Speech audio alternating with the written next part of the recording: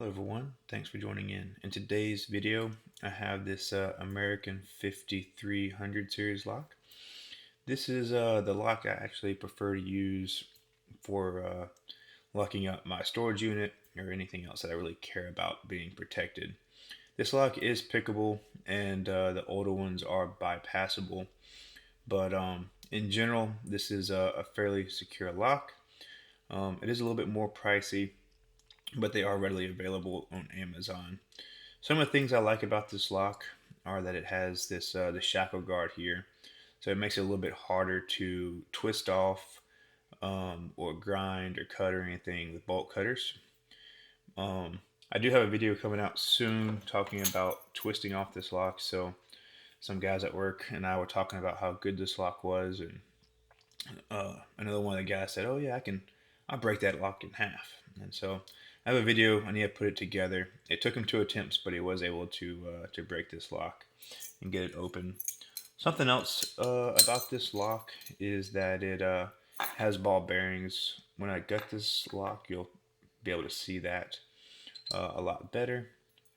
But anyway, this is I'm gonna pick this lock. I'm gonna gut it, and then I plan on taking it all the way apart and showing you how to put it back together, because it can be a little tricky if you're not used to it.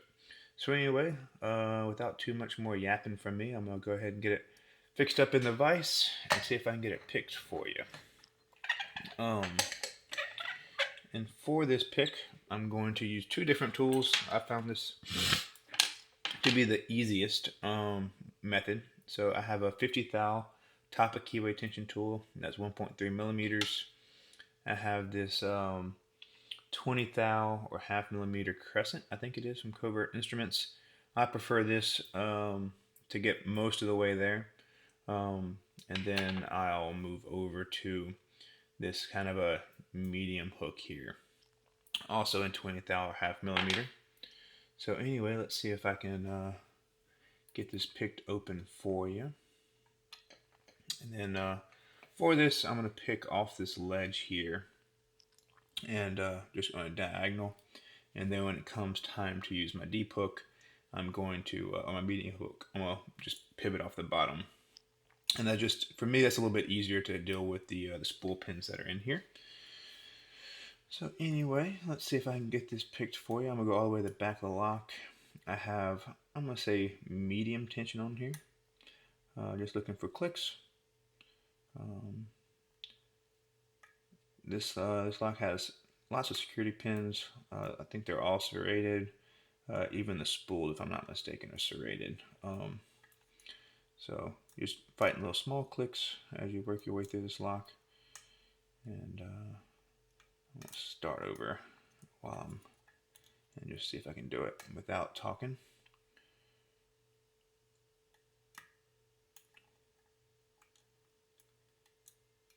So you can hear a few clicks.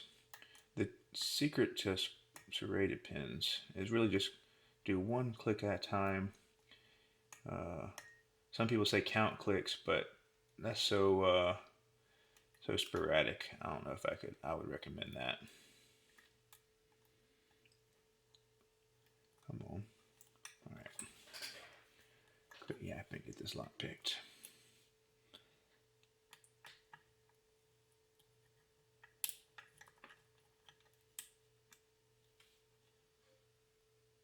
Come on. Focus on what I want you to focus on.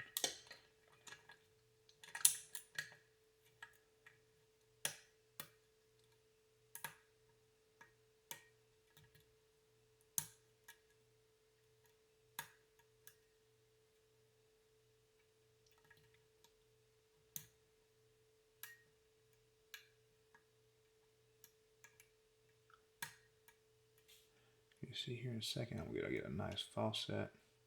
Hopefully, there it is. I got that false set, and now I'm gonna switch over to my medium hook and just look for counter rotation here. Oops, don't drop your tensioner, Stu.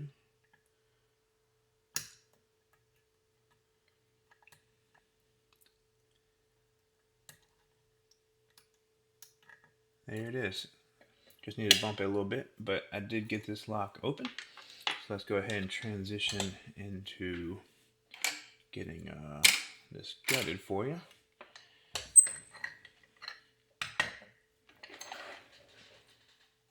Got my lock junkie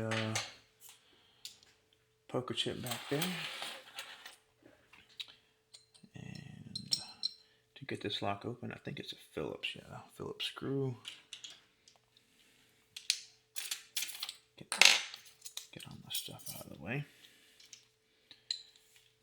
So I'm gonna go ahead and take it apart, show the pins, and then after that, I'll show you how to take it all the way apart and put it back together.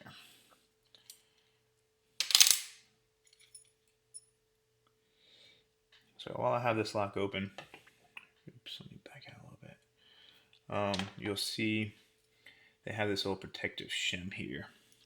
So it just comes off like this, but that's to keep people from shoving a bypass tool in here and bypassing this lock. The older versions didn't have this. This is something that came along after the fact to address that security concern. And you can still bypass it. You can break that little shim there and cause some issues. Something else to mention about this lock are they do have these holes here. And if you were to turn the plug all the way around 180, you can drop pins in there. It's not the end of the world. You can get this lock. It's not bricked or anything, but you just have to think about how to push the pins back in there when you're want to turn the core. But anyway, I'm not going to do that today. I'm going to go ahead and disassemble this though. See if I can pull that retainer clip off. Put that in there. And since I do have the key, that's super helpful. And I am going to shim this lock because just good practice. I'm trying to shim this. There it goes.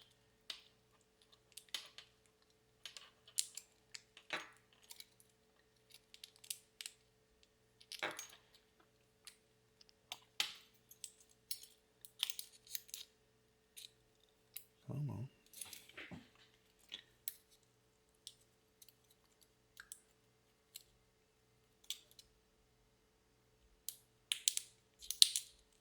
Well, I wanted to shim this lock. I'm going to try one more shim. And if that doesn't work, we're just going to go with it. I'd like it to work. There it goes. Alright. That feels good. Get my follower here. Make sure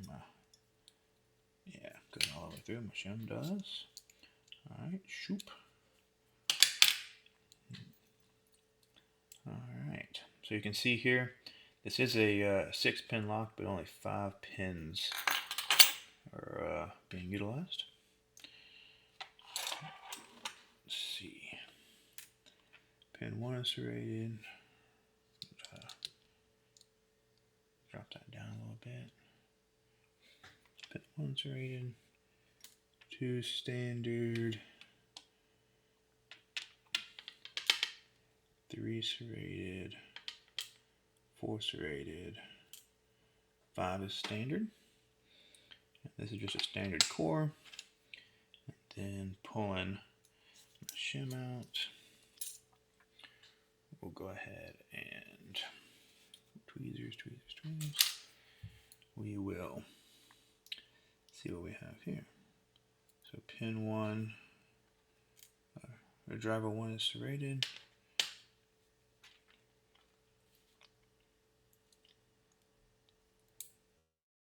Two serrated. Like I said, lots of security pins in this lock. 3 serrated.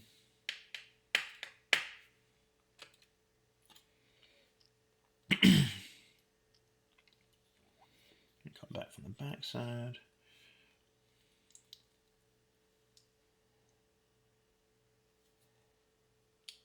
Stay focused.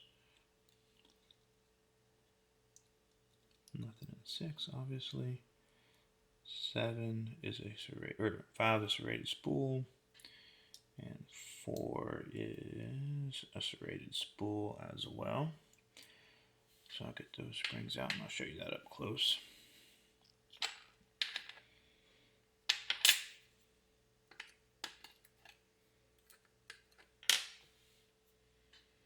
So you can see the nice little serrations on here, and then also a spool. So it gives some nice feedback, kind of finicky to pick, which is why I like this. You can't just quickly open this lock and get my stuff, but you can indeed pick this lock. So anyway, that's all I have for that. And now if you want to see how to take this lock all the way apart, I will keep on going.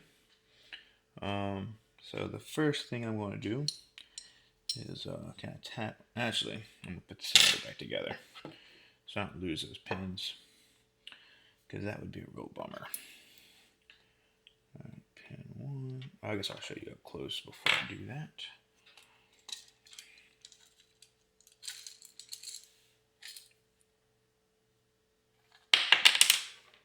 Should have seen that coming. So this is the pinning here. Like I said, 2 standard pins, both in 2 and 5, and then basically everything else is either a serrated pin or a serrated spool. So anyway, let's get everything back together before I finish taking the lock apart. I don't want to accidentally drop a pin or lose a pin. That'd not be fun.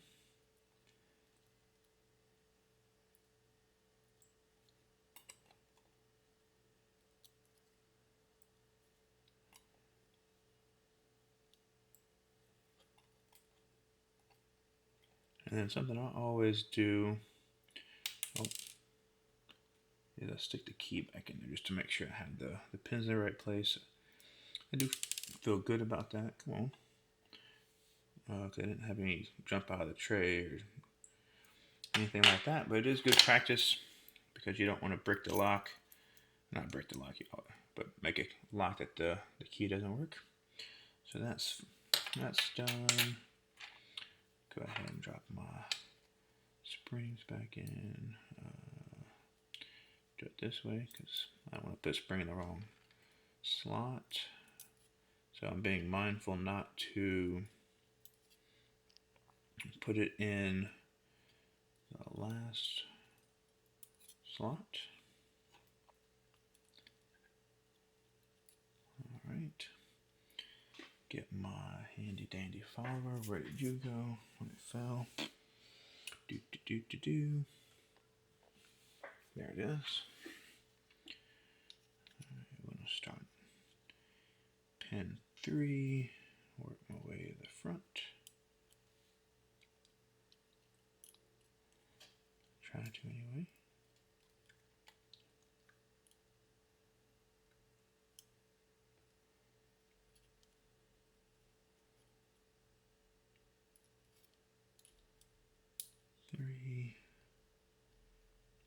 Almost went the wrong way.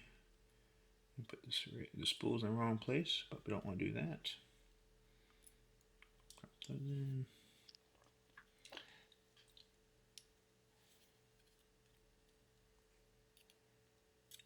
Again, being mindful not to accidentally put anything in that last slot.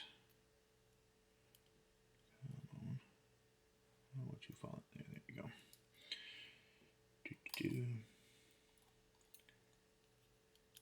That is certainly something I've done in the past, and it's no fun to fix. And then also because my follower isn't perfect, I'm gonna just shim it again to put it back together.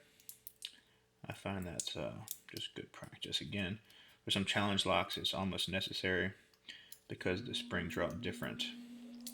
Why are you being such a pain? But yeah, with springs being different, some of them protrude more than others. I try to pretty much always shim in both directions, putting it together and pulling it apart. Come on.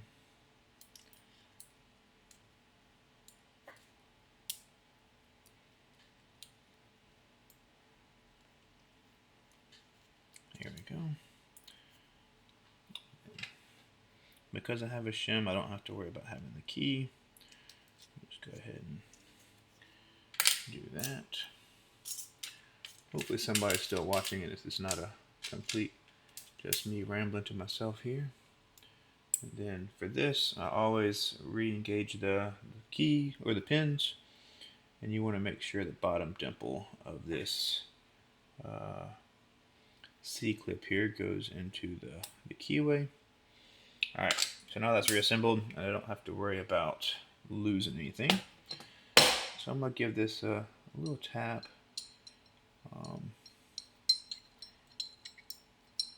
There it goes, and a push. And so you'll see here the ball bearings coming out and this little spring actuator. So now that I have that, I'm going to put those there. And we'll pull the shackle out. And I'm going to dump out a spring. And so now I have a fully gutted American 5300 lock. And now to put it back together, you just do the exact opposite. So you put the spring back in the fully retained part. You drop the shackle back on. And for me, I like to push it all the way in and drop my bearings in there. And they go in the big part, the deepest pocket, one on each end. And so this will be a little hard to, I don't know if I'll be able to get it all on camera, but I'll just talk you through what I'm doing. So because my shackle is fully depressed, the bearings can go in their slots. So that's definitely important to make sure that you have your shackle fully depressed. And then for your spring retractor part, it only goes in one way, so you don't have to worry about that, but you want to make sure that when you insert it with the two crescents facing straight down. And you can manipulate this once you get it all the way down. My fingers are getting tired. And you can twist it around, because again, it'll only fall in one way. So I think I did that backwards. Of course I did, because I'm on video, not paying attention. So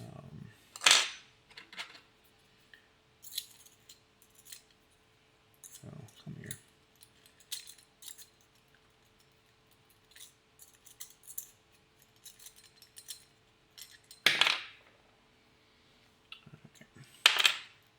Oh, something else to mention is this little tab. You can see it has a little tab there. That goes in a little recess pocket. I didn't mention that before. And so you can see that fell all the way down there. And now it's engaged. And now that I have that, I can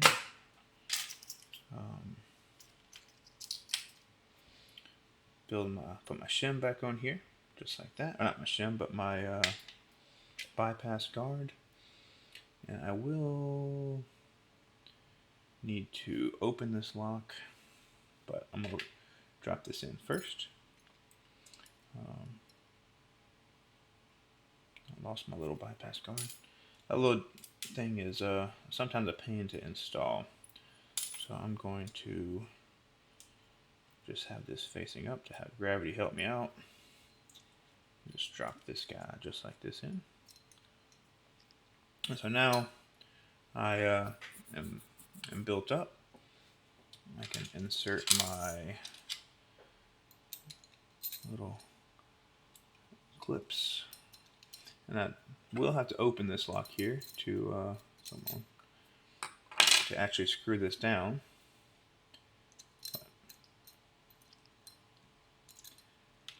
So now everything's inserted. My key works. My shackle opens like it should. Drop the screw down in there and tighten that.